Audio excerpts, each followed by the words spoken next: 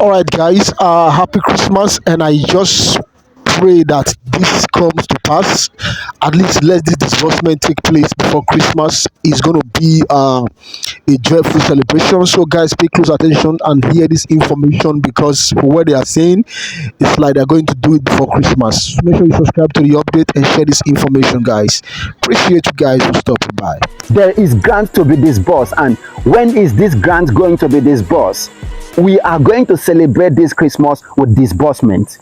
In case you are experiencing anxiety or depression as you hear the voice notes of Faruk and the likes, get it clear that disbursement is going to take place before this 2024 Christmas. We will celebrate this Christmas and the New Year with alert from disbursement in our bank account. For the current voice note of Mr. Faruk and Anil Poli and the likes, Chief Agogun, for the past few days ago till today is actually calling for concern, is not healthy for the grant ecosystem. Few questions I will ask the likes of Chief Agogun and Honorable Faruk as he continually releases suicidal voice notes that are already sending people into untimely graves or causing a lot of grant subscribers and NGOs hypertension at the moment. But the first fact I have to establish before we continue is a question: is there grant to be disbursed? The answer is yes. There is grant to be disbursed, and when is this grant going to be disbursed? We are going to celebrate this Christmas with disbursement. In case you are experiencing anxiety or depression as you hear the voice notes of Faruk and the likes, get it clear that disbursement is going to take place before this 2024 Christmas. We will celebrate this Christmas and the New Year with alert from disbursement in our bank account. Don't disturb yourself, don't trouble yourself in those voice notes. Now let's try to prove fact on this circulating voice notes. Why is Faruk saying there is no money to be disbursed anywhere? Faruk, at a certain time, immediately after the UAAG screening and verification exercise, disappeared from the grant ecosystem activities. And part of the reason why he disappeared was because the sources that they were seeking the truth behind the documents on how to secure documents for this grant told them at that time that there is no document to disburse any grant.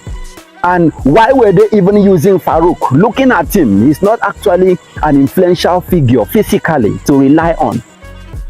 One particular question everyone is asking is, who is this Faruk Dengi? Honorable Faruk is from Katsina State, the same state like the immediate past president of Nigeria, President Muhammadu Buhari. And because he's from Katsina, during President Muhammadu Buhari's regime, he was privileged to have access to influential personalities in the country, in the villa in Aso Rock, as you know. And these personalities is what he's enjoying their influences, utilizing this influence to gain access to portals of power at the time. And as the last moment that Faruk finally disappeared is at the point where they seek information about the existence of documents to disburse grants alongside the company of some UAAG partners, UAAG officials, AGPGN partners or AGPGN members. That authority at that time told them they don't have any idea of a document or a grant to be disbursed. But this other set of AGPGN members proceeded to dig deeper because it can't be a coincidence that at the time, Telpacon was out to disburse this same grant.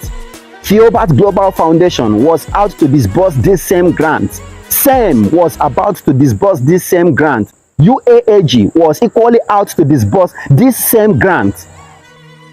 It stands to reason that there is an existence of grants before people opt out to disburse it. These names we mentioned, we know them in the grant ecosystem. They are still alive, and those that are close to these names can attest to the fact that they have deeper information on the existence of a grant. What actually brought about the name UAAs in the grant ecosystem? The same grant in question. Therefore, other factions of the AGPGN decided to dig deeper to discover the fact. And these particular scenario playing out in the grant ecosystem is likened to exactly the scenario that played out in Numbers 13 verse 27 to 35, where Moses detailed 12 spies to go and check if Canaan or the promised land is available to be seized by them as was promised by God. And what happened? When the spies returned, 10 of them told Moses, yes, we have actually been to this promised land. Truly, the land is filled with milk and honey. Adequate fruits are everywhere. Fruits are everywhere. They presented a bunch of fruit where one man cannot carry except two heavy or strong men. The 10 out of the 12 spies told Moses, we saw the Hittites at the mountaintop, the Jebusites, the Amorites, the Canaanites, the Anak. They are very strong men. Some of the 10 spies said, we saw the Amalekites. They are men that are very huge and strong, and we look like grasshoppers in their eyes. Some of the 10 spies said the descendants from Anak are Nephilims. Nephilims were one of the most strongest humans on earth at the beginning of creation.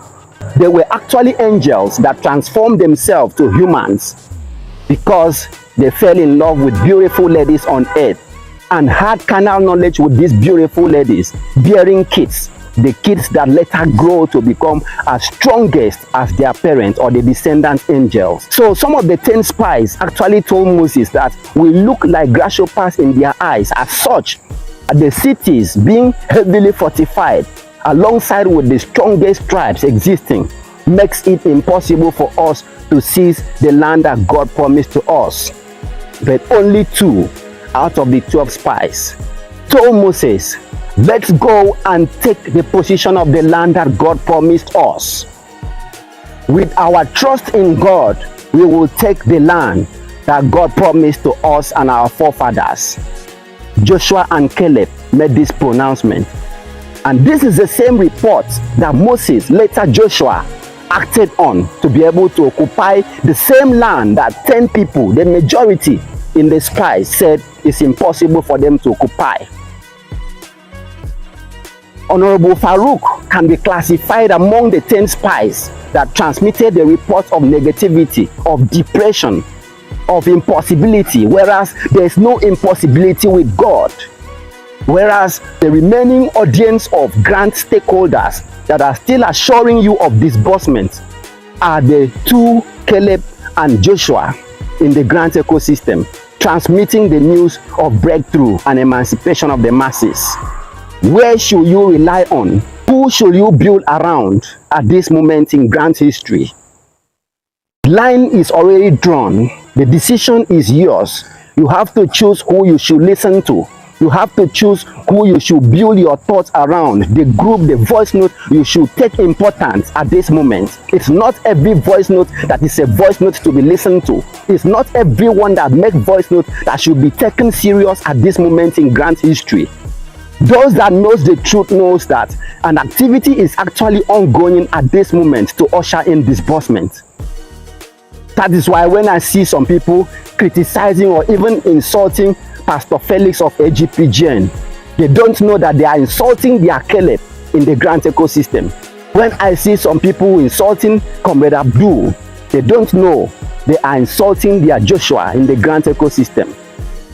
The Pastor John, the entire AGPGN family that people are criticizing, blaspheming, or insulting at the moment, they don't know they are insulting the forerunners and the messiahs of disbursement.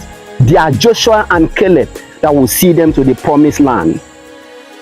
If God promised Nigerians disbursement, whose authority else is there to stop it from happening? The same grant that people saw visions and revelations as Nigerians is going to be liberated with a wholesome amount of money that is coming in. Suddenly, people are tuning their attention to few tiny dots in circles, few minorities that believe there is no grant because people told them there is no grant to be disbursed. 2 questions for Faruk. Who in the governmental portals, who in authority told you strongly with documents, with backup evidence that there is no grant to be disbursed? Mention the name.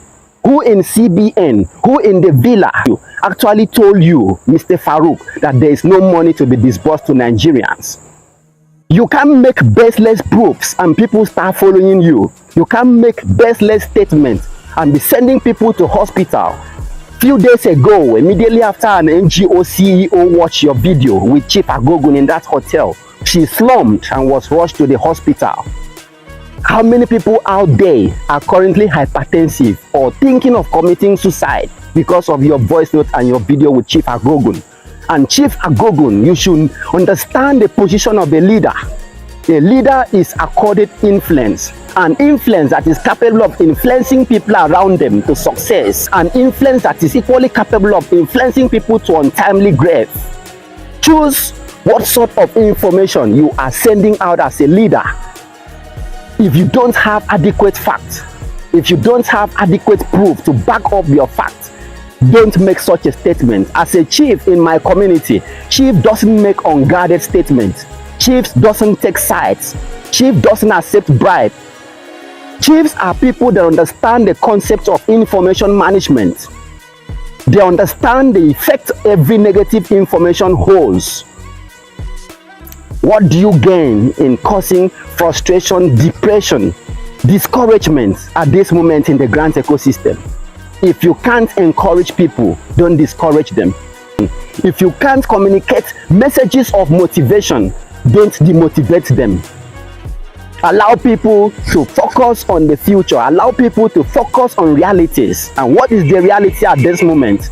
Every grant subscriber in this ecosystem should understand that the activities of disbursement of a grant with such high propensity cannot simply be appropriated and achieved in just 1 or 2 months.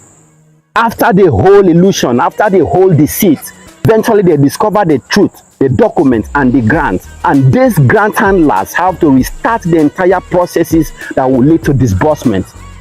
But thank God the processes is at the climatic state. We are already at the weather of disbursement. The grant subscribers, the NGO CEOs, are now seizing this moment to send a distress message to Mr. Faruk to desist from causing depression and suicidal thoughts or sending people to untimely grave henceforth. Nobody wants to hear such negative, misleading and baseless voice notes anymore. Like one of the voice notes which he said Apostle Ambassador Ken sold his cars and his land to give the money to Hajia. Can Mr. Faruk tender the proof of payment from Apostle Ken made to Hajia's account? If you believe there is no grant anywhere to be disbursed, tell us the name of the authority that told you there is no grant. Is it Hajia that told you? Bring the conversation that Hajia told you there is no grant to be disbursed. Bring the Snapchat that you communicated with an authority. You have been able to prove a Snapchat between you and Apostle Ken meeting at a certain place in Gwarimpa. Equally bring proof of chats and communications that someone in authority told you there is no grant. So the masses can equally believe you wholeheartedly and stand with you to fight people that are deceiving the masses. We can't start fighting with you. We can't start supporting you when you don't have proofs. The masses are not fools. We need proofs. Don't believe anyone that doesn't have facts or proof, that doesn't point hands to an authority that is supporting or confirming the fact he is metering out to the masses. Everyone who alleges should be able to prove with adequate weight of evidence. If you are new to our channel or haven't subscribed before, kindly subscribe, activate the notification bell, hence when we publish our next content, you will be immediately notified. Julivia TV will be out again in few days ahead to give you updates of the activities that are going to bring about disbursement. Actually, at this moment, what we should be thinking, what we should be occupying ourselves with is what are the entitlements of beneficiaries. Grant is already here. Those that are close to authorities are aware that the processes of disbursement has already been concluded. We are here commemorating the disbursement to take place before November ending or even before Christmas. Bye.